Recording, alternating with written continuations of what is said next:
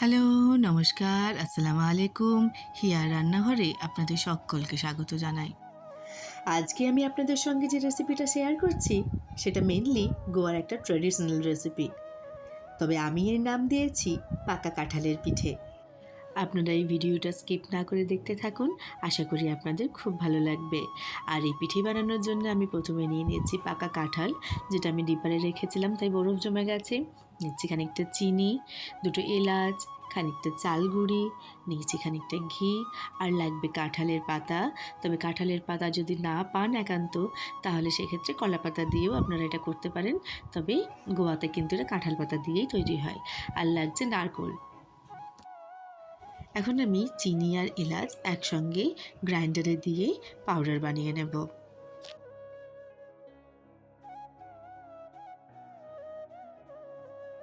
চিনি আর এলাচ খুব ভালোভাবে গুঁড়ো করা হয়ে গেছে।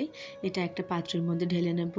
এবার এই জারের মধ্যেই আমি নারকেলটাকে ছোট ছোট পিসে কেটে একটু ঘুরিয়ে নেব। খুব বেশি ঘোরানোর দরকার নেই, জাস্ট একটু ঘুরিয়ে নিলেই হবে।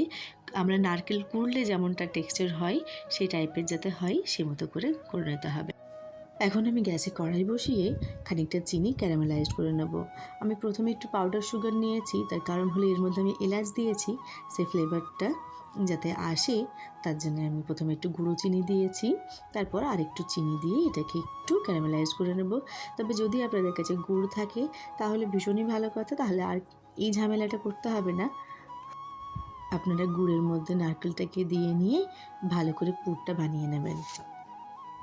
তবে গুড় বা চিনি যেটাই আপনারা ইউজ করবেন নিজেদের টেস্ট মতো ইউজ করবেন। আমি চিনি কম খাই বলে একটু কম দিয়েছি। এখন চিনিটা খুব ভালোভাবে ক্যারামেলাইজড হয়ে গেছে, রঙটা খুব সুন্দর চলে এসছে। এই মুহূর্তে আমি দিয়ে নিলাম এর মধ্যে নারকেল। তারপরে খুব ভালোভাবে নেড়ে চেড়ে এটাকে রেডি করে নিতে হবে।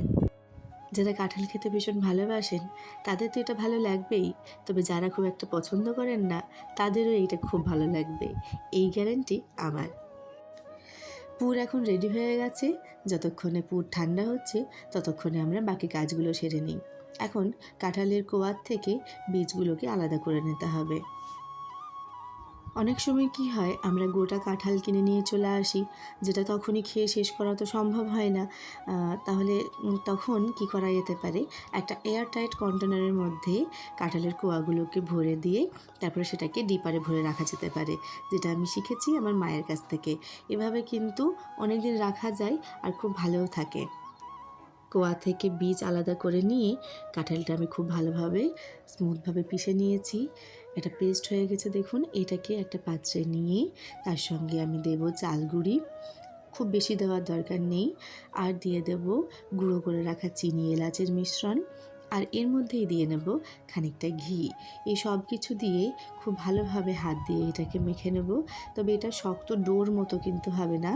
তালের বড়া করার জন্য আমরা মিশ্রণটা যেভাবে রেডি করি অনেকটা সে মতোই হবে। দেখে বুঝতে পারছেন আশা করি, ঠিক এমতো বানিয়ে নিতে হবে। এদিকে আমি ইডলি করার জন্য যে স্টিমার সেটা আমি রেখে দিয়েছি গ্যাসে বসিয়ে, জল দিয়ে ওটা রেডি করে রেখে দিয়েছি। এখন গ্যাসটাকে আমি অন করে দিলাম যাতে জলটা ফুটতে থাকে। আর এইদিকে আমি বানিয়ে নিচ্ছি পিঠে, যার জন্য কাঁঠালের পাতাগুলো নিয়ে এরকম ঠোঙার মতো করে নিতে হবে, ঠিক যেভাবে দোকানে আমাদেরকে কোনো কিছু দেয় বা পান যেভাবে মুড়ে দেয় সেভাবে করে নিয়ে এর মধ্যে মিশ্রণটা ভরে দিতে হবে। তবে মিশ্রণটা এমনভাবে ভরতে হবে যাতে মাঝখানে একটু জায়গা থাকে পুর ভরার জন্য। আর এটা ঠিক এইভাবে পাতার গায়ে গায়ে লাগিয়ে নিতে হবে। চালগুড়ি আর কাঁঠালের যেই এটা বানিয়েছি ব্যাটারটা, এভাবে বানিয়ে নিতে হবে। আর মাঝে দেখুন ফাঁকা জায়গা আছে, এই জায়গায় ঢুকবে নারকেলের যে পুরটা আমরা রেডি করেছি সেটা।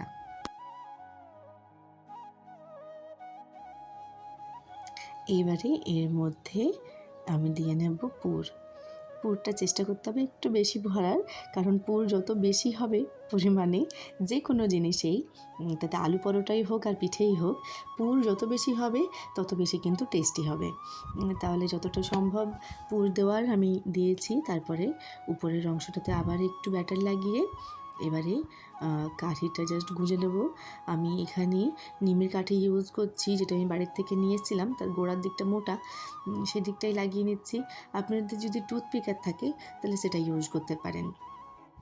আমি দুটো একই রকমভাবে বানানোর পর ভাবলাম এভাবে একটু বানিয়ে দেখি কেমন হয়। তাই এভাবে একটু ট্রাই করছি। জানি না এটা কীরকম হবে। তবে এইভাবে করতে গিয়ে একটা যেটা সুবিধে সেটা হলো মুখটা অনেকটা ওপেন, বড়, যে কারণে পাতার গায়ে লাগাতে অনেকটা সুবিধে হচ্ছে। তো যাই হোক, ওভাবে আমি একটাই বানিয়েছিলাম।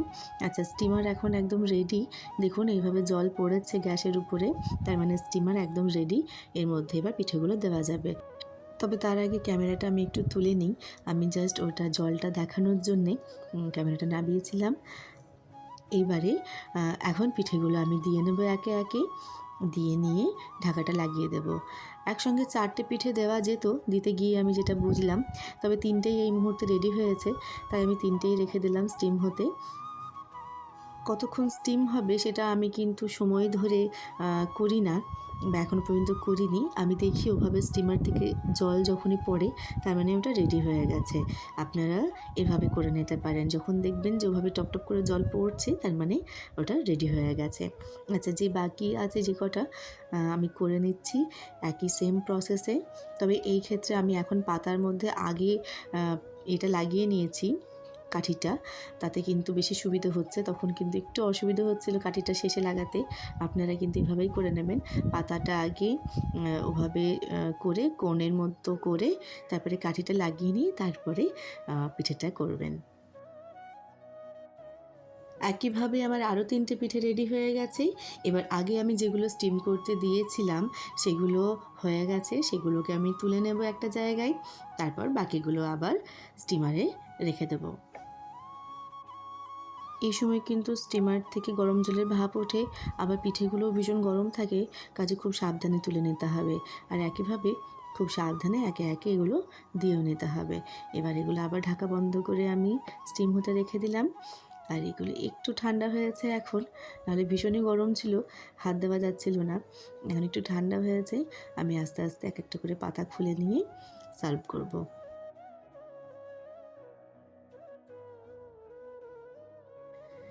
এটা নিয়ে আমি খুব ভাবছিলাম যেটা দেখতে কেমন হবে, অন্যরকম একটু বানালাম। কিন্তু পাতা থেকে খোলার পর দেখছি বেশ ভালোই লাগছে দেখতে, একটু সিঙাড়ার মতো দেখাচ্ছে। আচ্ছা, উপর থেকে আমি একটু ঘি দিয়ে নিলাম। অবশ্যই একটু ঘি দিয়েই সার্ভ করবেন, খুব ভালো হবে খেতে। আমার রান্না করতে, খেতে আর খাওয়াতে ভীষণই ভালো লাগে। আমি যখন কাউকে কিছু খাওয়াই আর তার যদি খুব পছন্দ হয়, মানে তার থেকে আনন্দ আমার আর কিছুতে বোধহয় হয় না। তো যাই হোক, আমার বাড়িতে এই পিঠেটা আমার বর, আমার ছেলে ভীষণ পছন্দ করেছে। তারা অবশ্য কাঁঠাল খেতে ভীষণ ভালোবাসে। তাদের কাছে এটা ভালো লাগাটা হয়তো অনেকটাই স্বাভাবিক। তবে আমার যে মাসি, যিনি আমাকে কাঁঠালের পাতা এনে দিয়েছেন, ওনার কিন্তু খুব একটা পছন্দ নয় কাঁঠাল, কিন্তু মাসিকে জোর করাতে মাসি একটু পিঠে ভেঙে খায়। তারপর মাসির যে রিয়াকশন, মাসির যে আবেগ, সেটা আমার কাছে সত্যি অনেক বড় গিফট। এটাতে আমার খুব খুব ভালো লাগে। তো মাসি বলে যে মিষ্টি ফেলে নাকি লোকে এটা খাবে। তো আপনারা একবার ট্রাই করুন। আর আপনাদের কেমন লাগলো, আপনাদের অভিজ্ঞতা আমাকে কমেন্টের মাধ্যমে জানান। যদি ভালো লেগে থাকে একটা লাইক করে দিন। ফ্রেন্ডস, ফ্যামিলি সকলের সঙ্গে শেয়ার করুন। আর আমার চ্যানেলটিকে সাবস্ক্রাইব করে প্লিজ আমার পাশে থাকুন। থ্যাংক ইউ সো মাচ এতক্ষণ আমার সঙ্গ দেওয়ার জন্য, আমার ভিডিওটি শেষ পর্যন্ত দেখার জন্য। Thank you.